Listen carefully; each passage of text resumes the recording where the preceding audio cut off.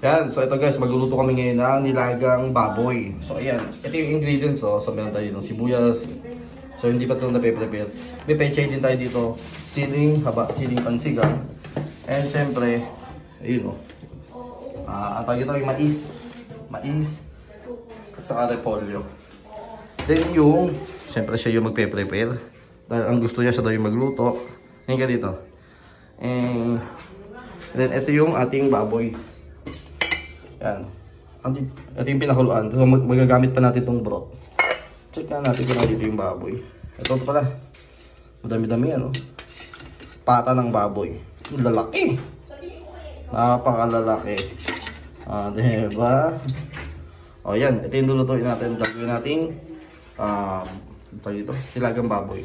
Yung style na pagluluto niya parang bulalo din.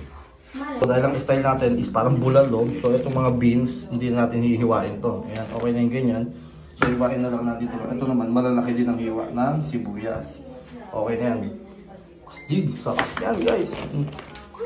So yan, meron nga din pala tayo ditong saging na saba na sahog. Hindi ko na ipakita kanina. Ito yung iba ng mga nabalatan na. So ayan, kapag i-prepare nyo naman yan, pwede nang simulan yung pagluluto na. So ito na, dito natin isasalang yan dito sa malaking kawali para sticky. So ito guys, nagpapakulo na kami. So ayan.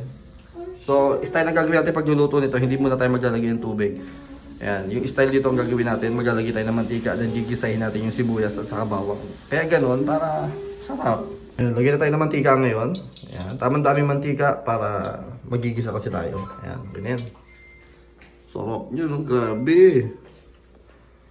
And habang nagigisa siya dito ng sibuyas bawang, so inahon ko na to dito sa sabaw. Kasi ang gusto kong gawin, igisa rin to para lasang-lasa natin yung bawang at saka sibuyas dito sa ating karne ng baboy. Saka mas lalo niya mapalambot, bukod sa pakukuloan pa natin yan. Diba? Ngayon, ilalagay ko na to. Lagyan natin, marami-rami yan. Then maglalagay tayo dyan ng tawag dito, ng patis at saka ng paminta. Yan yung patis. Tamang dami ng patis. Siyempre kinabahalan tumansya kung gano'ng kadami. Yung purpose naman natin noon para yung alat ng patis manuot doon sa karne ng baboy. Kaya naman kukuha tayo ng paminta. Ayan, ito yung magluluto. So hanggat maaari kung meron ko yung pamintang buo ang ilagay nyo. Pero dahil pamintang durog yung meron kami, so yun na ilalagay natin dito. So ibig sabihin niya kung available sa kusina nyo, yun yung ilagay nyo. Ayan, astig. So ayan, so halo-haluin nyo lang para ano yung lasa nito. Ayan, angas, diba? O sarili-sariling style naman ng pagluluto. Yan yung iba nagpapakulo ng tubig. Pwede rin yun. Ito ilalagay na niya yung mais. Lagay yung mga mais na maganda. Ayan, ito yung mga ginagamit. Ito mga ginagamit, mga sweet corn, pwede yan. Okay, maglalagay ng mais na kulay white. Huwag yun, ilalagay nyo yung sweet corn para madilaw. Mas matamis. Maganda. Wow, perfect. Kaya napauna natin ilagay yan kasi matagal maluto yung mais. So ngayon naman maglalagay na tayo ng tubig. So ilalagay natin tubig dito yung katulad sabi ko kanina, yung pinagpakuluan ng pata ng baboy. So yan, lalagay niya na. Dahan-dahan. Yan. So mas maganda kasi ito rin yung ilalagay nyo para malasa yung nilaga. Diba? Sige, lagay mo lahat. Lagyan mo na, para kulo. Yan, okay na yan. Tapos mamaya ulit. Ayan. So pakukuluin muna natin to hanggang sa medyo maluto-luto yung ating, anong tawag dito, mais. Then maglalagay din tayo ngayon ng beef cube. Medyo kumukulo na siya dahil nakikita nyo may mga ganyan ha. So maglalagay tayo ng 2 pirasong nor beef cube. So beef cube nilalagay natin kahit ang sahog natin baboy. Pwede yung ganun. Diba? Lagay natin.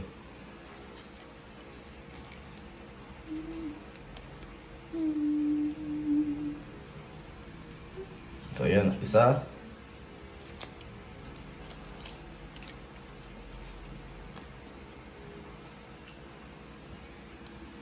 So ayan. So ayan nyo lang yung mag-melt. Pag nag-melt, ano yun lang, haluin. Ngayon, pwede nyo halu-haluin yan para mabilis siyang mag-melt, humalo sa sabaw. Ito guys, lagyan tayo ng asin. Ayan. Napakasarap ng ulam natin ngayon guys. Nilagang baboy. Lagyan natin ng siling pansigang. Ito optional na lang yan. Pwede kayo maglagay na, pwedeng hindi. Ito guys, yung iba pang sabaw. So hindi kasi natin nilahat 'yon. So gamit tayo dito ng strainer para salain natin yung iba. So ayan. Pero yung nasala natin, halos laman din naman ng baboy din. Diba?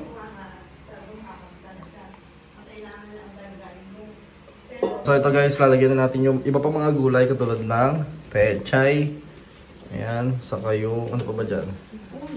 Saka yung repolyo at saka, pero pwede nga natin ihuli yung repolyo sa'yo, di ba? Ayan. So, yan, pagsabay-sabay na natin, ganoon din naman yan. So, haluin na lang natin. Then mamaya adjust tayo sa lasa para masigurado nating talagang malasa yung ating nilaga. So, di ba? Oh, kung medyo nilagay natin dito malaking bahagi ng baka. Di ba? Malaking tawag ito. Basta yun na yun, may bone marrow. Lagyan natin yung beans nga pala. Dapat pala nauna yung beans. Pero okay na yan. Ganoon din naman yan, maluluto din yan. So ayan, sarap niyan guys. Masarap. Ito pala yung maganda dyan, yung partner niyan mamaya. Yung sausawan, yung pampagana, toyo, kalamansi, at saka sile. Panalong-panalo yan, hoy! Ito na guys, luto na yung niluluto namin. Nilagang baboy. Oh, sarap niya, no? Parang bulalo din yung style.